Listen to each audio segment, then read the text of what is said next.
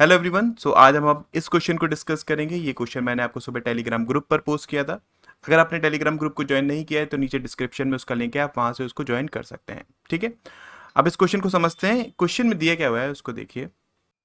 सो इस क्वेश्चन में दिया क्या हुआ है, उसने बोला है कि which are the following two digit numbers among P Q and R is और R divisible by both 2 and 3। आपको टू डिजिट नंबर्स बताने पी क्यू और आर में से जो कि 2 और 3 दोनों से डिविजिबल हो। ठीक है, तो इसका मतलब क्या, अगर 2 और 3 दोनों से डिविजिबल है मतलब वो 6 से डिविजिबल होने चाहिए। तो आपको ऐसे नंबर्स बताने पी क्यू आर में से। ठीक, स्टेटमेंट फर्स्ट को क्या दिया हुआ है, उसने हम बोले कि the average of Q and R is 73। ठीक है, स्टेटमेंट फर्स्ट से अगर हम बात करें तो क्यू और आर का एवरेज दिया हुआ है कितना, 73, मतलब क्या टोटल 146 के बराबर होगा।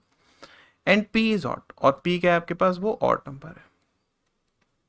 ठीक है, तो ऑब्वियसली सिर्फ फर्स्ट से तो मैं कुछ भी फाइंड आउट कर नहीं सकता हूं यहां पर। ठीक है, स्टेटमेंट सेकंड की बात करते हैं। उसने हमें क्या बताया कि the difference between the unit digit of R and the unit digit of Q is 2।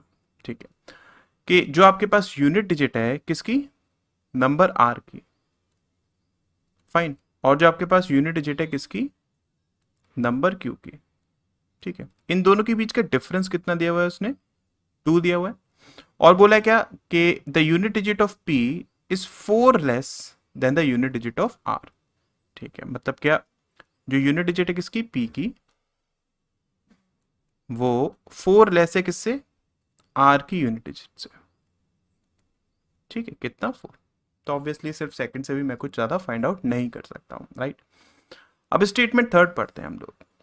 उसने हमें क्या बताया कि the sum of the digits of Q is 11। ठीक है, and the average of P and R is 62, right? And Q is 22 more than P. Fine. तो सबसे पहली चीज कि जो सम है डिजिट्स का Q का वो कितना है, 11 है, राइट। इसका मतलब वो क्या क्या पॉसिबिलिटी उसकी हो सकती है।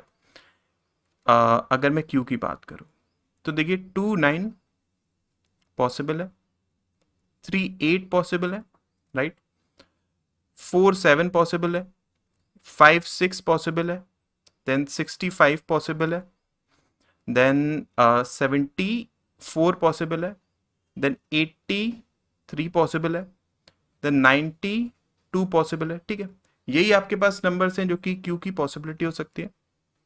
ठीक है, कॉमा से इनको डिवाइड कर देता हूं जिससे कि आपको समझ में आ जाए, राइट। अच्छा, अब उसने बोला कि Q is 22 more than P, है ना। तो इसका मतलब पी आपके पास क्या हो सकता है, अगर इसके हिसाब से देखूं तो 7 हो जाएगा, राइट। फिर अगर हम बात करें 38 है तो ये आपके पास कितना हो जाएगा, 16 हो जाएगा, राइट। देन आपके पास 25, then 34, then 43, then 52, then 61 and then 70। ठीक है, तो आपके पास ये नंबर्स 2 डिजिट का उसने बात करी ना, इसका मतलब ऑब्वियसली ये पॉसिबिलिटी तो आपके पास नहीं हो सकती। ठीक है, और उसने क्या बोला कि P और R का जो एवरेज है वो 62 है। इसका मतलब ये हुआ ना कि P plus R equals to किसके होगा, 124 के बराबर होगा। तो अगर हम R की वैल्यू निकालना चाहें आपके पास क्या हो जाएगी, देखिए यहाँ पर अगर हम देखेंगे तो ये 108 हो जाएगा। ठीक है, इसका मतलब ये पॉसिबिलिटी भी आपके पास रॉन्ग होगी बिकॉज ये 2 डिजिट नहीं है। ये आपके पास हो जाएगा 99, देन 90, देन 81, देन 72, देन ये हो जाएगा आपके पास 63 एंड देन 54। ठीक है, तो ये हमारे पास पॉसिबिलिटीज है, राइट। इतनी आपके पास पॉसिबिलिटीज हैं। ठीक है, सिर्फ स्टेटमेंट थर्ड से। ठीक है, अब क्वेश्चन में देखो, अब ध्यान से समझना, क्वेश्चन में उसने हमसे पूछा क्या था, ऐसे कितने नंबर, ऐसा कौन सा नंबर है आपके पास, ठीक है, पी क्यू और आर में से जो कि दोनों से डिविजिबल हो, मतलब कि जो कि 6 से डिविजिबल हो। ठीक है, तो अगर मैं सिर्फ थर्ड स्टेटमेंट की बात करूं, ऐसे नंबर जो कि 6 से डिविजिबल हैं वो कौन कौन है आपके पास, देखिए 90 है, ठीक है, आपके पास 72 है, देन 54 है ना। ये आपके पास नंबर है। इसका मतलब अगर मैं आपसे पूछता हूं कि आप मुझे वो नंबर बताइए जो कि 2 और 3 दोनों से डिविजिबल होगा। तो सिर्फ थर्ड को देखकर आप क्या बताएंगे, या तो वो आर है, ठीक है, या फिर वो और कोई नहीं है। बिकॉज अगर हम देखें तो पी और क्यू में से तो कोई लग नहीं रहा है आपको, है ना, उसकी कोई भी पॉसिबिलिटी यहाँ पर नहीं है। इनकेस अगर मैं मिस कर रहा हूँ तो कोई बात नहीं, एक बार चेक कर लेना। आप बस जो मैं समझा रहा हूँ उसको समझिएगा। अगर मैं यहाँ पर बात करता हूँ सिर्फ स्टेटमेंट थर्ड की, तो क्या मैं सिर्फ स्टेटमेंट थर्ड से उसका नाम बता सकता हूँ? नहीं बता सकता हूँ, बिकॉज यहाँ पर आपके पास दो आंसर्स आ रहे हैं, या तो वो आर हो सकता है या फिर वो कोई भी नहीं होगा, है ना। इसका मतलब स्टेटमेंट थर्ड अकेला भी सफिशिएंट नहीं है। तो इंडिविजुअली अगर हम देखेंगे तो इंडिविजुअली तो कोई भी सफिशिएंट नहीं है आंसर को फाइंड आउट करने के लिए, ठीक है। अब अगर मैं बात करता हूँ आपसे, अगर मैं दो स्टेटमेंट्स को जोड़ता हूँ, जैसे कि अगर मैं थर्ड और सेकंड की बात करता हूँ, ठीक है, तो थर्ड और सेकंड में देखिए उसने हमसे ये चीज़ बोली है ना, यहाँ पर इस कंडीशन को ध्यान में रखिएगा कि आपके पास जो यूनिट डिजिट है किसकी, आर की और क्यू की, उनके बीच का डिफरेंस 2 है। इसका मतलब इसके हिसाब से कौन कौन सी पॉसिबिलिटी हो सकती है, आर की और क्यू की ध्यान रखिएगा आप, ठीक है, आर का और क्यू का, राइट। तो यहाँ पर आपके पास पॉसिबिलिटी एक ये 47, 25 और 99, ये पॉसिबल है बिकॉज देखिए इन दोनों के बीच में जो डिफरेंस है वो 2 का है, ठीक है। इसके अलावा अगर हम बात करते हैं तो आपके पास 74, 52 एंड 72, ये भी आपके पास एक पॉसिबिलिटी है। इसमें भी डिफरेंस आपके पास कितना है, 2 का है। और अगर हम बात करें 92, 70 एंड 54, है ना, इसमें भी डिफरेंस कितना है, 2 का है, ठीक है।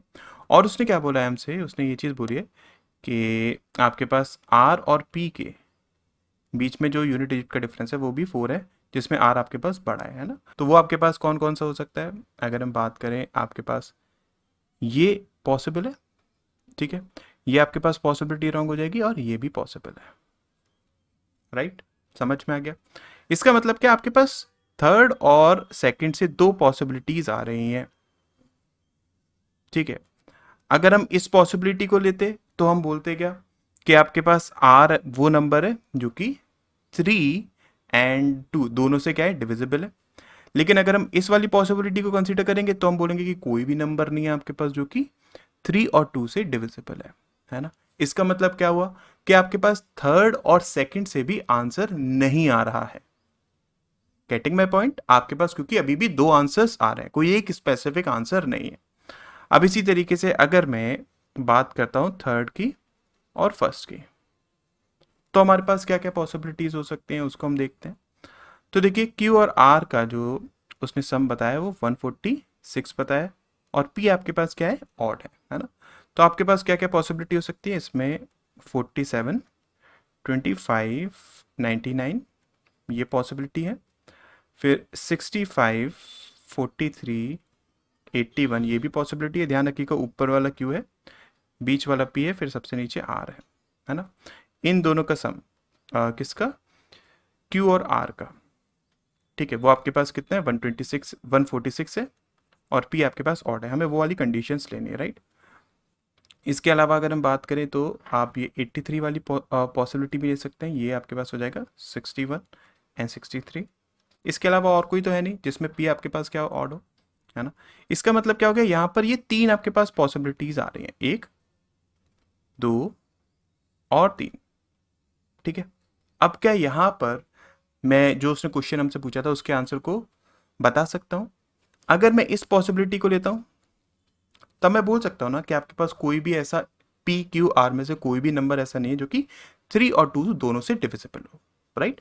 सिमिलरली अगर मैं इस वाली पॉसिबिलिटी को लेता हूँ तब भी मैं यही बात बोल सकता हूँ कि आपके पास ऐसा कोई भी नंबर नहीं है जो कि 3 और 2 दोनों से डिविजिबल हो। Similarly with this condition also, मैं ये बोल सकता हूँ ना कि आपके पास ऐसा कोई भी नंबर नहीं है पी क्यू आर में से जो कि 2 और 3 दोनों से डिविजिबल हो। इसका मतलब क्या हुआ, आपके पास थर्ड और फर्स्ट से हमें आंसर पता चल रहा है, इजंट इट। थर्ड और फर्स्ट से हमें आंसर पता चल रहा है क्या, कि पी क्यू और आर में से कोई भी आपका ऐसा नंबर नहीं है जो कि 2 और 3 दोनों से डिविजिबल हो, राइट। इसका मतलब क्या हुआ, आपके पास 2 और 3 और 1 से आंसर आ रहा है, तो सेकंड आपके पास रिडंडेंट हुआ, समझ रहे हैं, सेकंड आपके पास क्या हो गया, वो रिडंडेंट हो गया, राइट। अब हम एक बार चेक कर लेते हैं क्या आपके पास कौन कौन सा फर्स्ट और सेकंड बचा हुआ ना, क्या फर्स्ट और सेकंड से आप किसी आंसर को फाइंड आउट कर सकते हो, उसको भी हम चेक कर लेते हैं एक बार। तो अब यहां पर थोड़ा सा इस पर ध्यान दीजिएगा, ये और ये, ठीक है। उसने हमें एक पॉइंट बताया क्या कि पी आपके पास क्या है, ऑड है, ठीक है, पी आपके पास क्या है, वो ऑड है, राइट। और हम एक चीज जानते हैं कि इसकी यूनिट डिजिट और इसकी यूनिट डिजिट का जो डिफरेंस है वो कितना है, 4 है ना। इसका मतलब ये हुआ ना कि पी की जो यूनिट डिजिट है वो आपके पास क्या क्या हो सकती है, वो आपके पास जो भी होगी वो ऑड में होगी, ठीक है, वो क्या होगी, वो ऑड होगी। इसका मतलब पी आपके पास ऑड है, ये तो कंफर्म है ही, ठीक है। और अगर ये ऑड है तो आपके पास यहां पर आर की जो यूनिट डिजिट है वो भी तो ऑड में ही होगी ना, इजंट इट, बिकॉज आपके पास पी की यूनिट डिजिट क्या, अगर वो 1 है तो आर की यूनिट डिजिट 5 होगी, अगर ये 2 है तो आर की यूनिट डिजिट कितनी होगी, 4 ज्यादा, सॉरी 2 नहीं 3, बिकॉज ऑड है ना पी, तो ये आपके पास कितना हो जाएगा, 4 ज्यादा मतलब 7 हो जाएगा। सिमिलरली ये आपके पास अगर 5 है तो इससे 4 ज्यादा 9, तो मतलब क्या हुआ, आपके पास आर भी तो ऑड नंबर ही रहेगा ना अगर पी ऑड नंबर है। रीजन समझ में आ गया, क्योंकि यूनिट डिजिट का इनका बीच का डिफरेंस है वो कितना है, 4 है ना। इसका मतलब क्या हो गया कि आपके पास आर भी ऑड नंबर है, ठीक है, आर भी ऑड नंबर है। अब यहां पर उसने क्या बोला था कि आपके पास आर की जो यूनिट डिजिट है और क्यू की जो यूनिट डिजिट है उन दोनों के बीच का डिफरेंस 2 है। और अगर आर ही आपके पास ऑड नंबर है, मतलब इसकी यूनिट डिजिट ही अगर आपके पास आ सकती है क्या, 1 3 5 7 9, तो इसका मतलब जो क्यू की यूनिट डिजिट होगी वो भी तो ऑड में ही होगी ना, क्योंकि इनके बीच का डिफरेंस 2 है, राइट। इसका मतलब क्या हो गया कि क्यू भी आपके पास ऑड नंबर है। तो अगर हम फर्स्ट और सेकंड से बात करें, हमारे पास पी ऑड नंबर आ रहा है, क्यू ऑड नंबर आ रहा है, आर भी ऑड नंबर आ रहा है, राइट। तो इसका मतलब क्या हो गया कि आपके पास तीनों में से कोई भी ऐसा नंबर नहीं होगा जो कि 3 और 2 दोनों से ही डिविजिबल हो। 3 से तो चलो हो भी सकता है, लेकिन 2 से वो नहीं हो पाएगा, बिकॉज सारे आपके पास क्या है, वो ऑड नंबर्स हैं। इसका मतलब क्या हुआ कि फर्स्ट और सेकंड से भी आंसर आ जाएगा, तो थर्ड यहां पर क्या हो गया, रिडंडेंट हो गया, इजंट इट। तो इसका मतलब इस क्वेश्चन का आंसर क्या हो जाएगा, या तो आपके पास सेकंड रिडंडेंट है या फिर आपके पास थर्ड रिडंडेंट है, तो ई इसका राइट आंसर हो जाएगा, ठीक है। आई होप क्वेश्चन समझ में आ गया होगा आपको। ये जो मैंने फर्स्ट और सेकंड वाला एक्सप्लेनेशन दिया है, ये आई होप आपको क्लियर हुआ होगा, ठीक है, समझ में आ गया। अगर इनके कोई डाउट रह भी जाता है ना, तो आप टेलीग्राम ग्रुप पर मुझसे पूछ सकते हैं, मैं आपको एक्सप्लेन कर दूंगा, फाइन। सो अगर वीडियो अच्छी लगी हो तो वीडियो को लाइक करिएगा, चैनल को सब्सक्राइब करिएगा और अपने फ्रेंड्स को इस चैनल के बारे में ज़रूर बताइएगा। मैं ऐसी वीडियोस डेली लाता रहता हूँ, आपको कुछ ना कुछ नया सीखने को मिलता रहेगा। Thank you so much.